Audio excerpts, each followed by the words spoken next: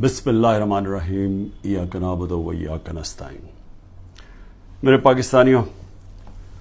جب میں ایک بہت کیس لڑ رہا تھا جو کہ انگلینڈ میں سب سے اہم کیس تھا، یعنی 3 ہفتے کے لیے برطانیہ کی ساری اخباروں کی وہ ہیڈ لائنز تھا، اور وہ اس کی جو کیس کی جو پروسیڈنگز تھیں وہ شام کو ہر ٹیلی ویژن چینل کی ہیڈ لائنز تھی۔ بڑا امپورٹنٹ، انگلینڈ کا سب سے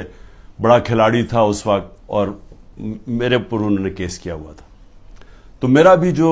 وکیل تھا وہ برطانیہ کا مانا ہوا وکیل تھا، اس کا نام تھا سر جارج کامن، اور دوسری طرف اس کے پاس بھی برطانیہ کا ٹاپ وکیل تھا۔ تو سارا، کیونکہ میرا بھی نام تھا، ایئن بوتھم کا بہت بڑا نام تھا، تو اس وقت سارا جو انٹرسٹ تھا صرف سپورٹس میں نہیں، سب دیکھ رہے تھے اس کیس کو، اور یہ وکیل بھی ٹاپ کے تھے۔ مجھے ایک چیز یاد ہے، جب میں اپنی ایویڈنس اپنے وکیل کو بتا رہا تھا کہ کیس کیا ہے، سمجھا رہا تھا اس کو، تو اس نے میرے سے ایک بات کی۔ اس نے کہا، دیکھو میں تمہاری کوئی مدد نہیں کروں گا کہ تم نے عدالت میں جا کے کہنا کیا، میں کوچ نہیں کروں گا، یہ ہماری اخلاقیات کے خلاف ہے۔ حالانکہ چپ کر کے مجھے بتا دیتا کہ دیکھو وہ تمہارے سے یہ پوچھیں گے، تم یہ کہنا وہ کہنا، یا مجھے میری تیاری کرواتا، کیونکہ میں تو کبھی پہلے عدالت میں نہیں گیا تھا۔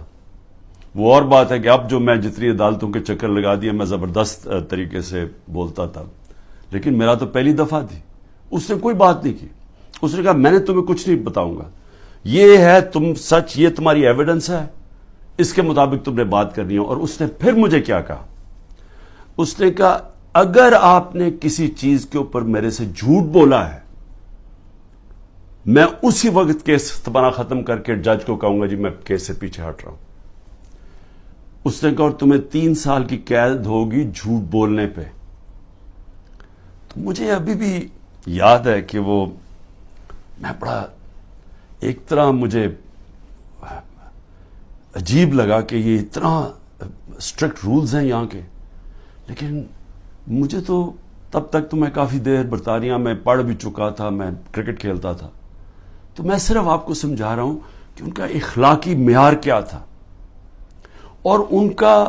انصاف کا نظام کیا تھا،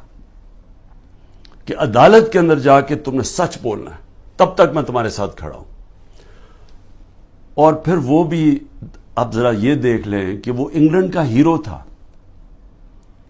اور جوری تھی، 12 لوگوں کے جوری بیٹھتی ہے، جج ہوتا ہے، پھر جوری ہوتی ہے جو کہ عام شہری ہوتے ہیں۔ تو میرے اپنے وکیل نے کہا کہ تمہارا کوئی چانس نہیں ہے جیتنے کا، کیونکہ ساری انگریز جوری ہے اور وہ انگلینڈ کا ہیرو ہے، اور تم پاکستانی ہو، اور تمہیں پتہ ہے ہمارے لوگوں کے اندر تعصب بھی ہوتا ہے۔ تو کہتا تمہاری جیتنے کی کوئی چانس نہیں، بلکہ اس نے مجھے کوشش کی کہ تم کیس نہ ہی پیسے باہر آؤٹ آف کورٹ سیٹلمنٹ کر لو، لیکن میں نے کہا میں حق پہ کھڑا ہوں، میں لڑوں گا کیس۔ اس نے کہا تمہاری صرف 20% چانس ہے، اور یہ یاد رکھیں کہ اگر وہ میں کیس ہار جاتا تو یہ جو میں نے اپنا لندن کا فلیٹ بیچ کے میں یہ بنی گالا کا گھر بنایا، یہ سارا کچھ ہی چلا جاتا، کیونکہ وہ اتنا زیادہ اس کا خرچہ آتا ہے۔ تو میں آپ کو آج یہ کہنا چاہتا ہوں کہ وہ معاشرے آج خوشحال، اور وہ معاشرے جدھر آج ہمارے لوگ کشتیوں میں ڈوب ڈوب کے پہنچنے کی کوشش کرتے ہیں، یعنی زندگی کا دوڑ پہ لگا کے، یعنی سمندر میں ڈوب جاتے ہیں لیکن وہ پہنچنا چاہتے ہیں ان ملکوں میں، تو اس کی وجہ یہ نہیں ہے کہ وہاں وسائل زیادہ ہیں، اس کی وجہ یہ ہے کہ وہ ہماری سے اخلاقیات پہ، ان کے مورل ویلیوز بہت زیادہ ہے، وہاں انصاف کا نظام ہے۔ جو میں بار بار میں نے تو پارٹی شروع یہ کی، وہ جب میں نے دیکھا ادھر، جو میں نے ان کے جو ملک دیکھے، تب میں نے فیصلہ کیا کہ ہم تو تباہ ہو جائیں گے، کیونکہ وہ اتنے زیادہ آگے نکل گئے ہمارے سے کہ ان کی اخلاقیات، ان کا جو امر بالمعروف ہے، ان کا وہ ہمارے نبی صلی اللہ علیہ وسلم کی جو وہ رحمت للعالمین ہے نا، جو میرے نبی کی سنت پہ چلے گا، کوئی بھی سنت اڈیپٹ کرے گا تو وہ تو ہر انسان کے لیے آئے تھے۔ تو انہوں نے جب کہا تھا کہ تمہارے سے پہلے بڑی قومیں تباہ ہوئی، جدھر طاقتور جب جرم کرے تو اس کو نہ پکڑو اور صرف کمزور کو پکڑو، وہ یعنی طاقتور قانون سے اوپر ہو، اب اصولاً اس کو جیت جانا چاہیے تھا، کیونکہ میں تو پاکستانی تھا، وہ برطانیہ کا ہیرو تھا، لیکن انصاف کا نظام یہ تھا کہ پاکستانی جا کے وہاں کیس جیت جاتا ہے۔ اور یاد رکھیں کہ یہ روایت مدینہ کی ریاست سے ہمارے لیے، تب وہاں ایسا انصاف نہیں تھا۔ جب مدینہ کی ریاست بنی تو یہ مغربی ممالک میں کوئی انصاف نہیں تھا۔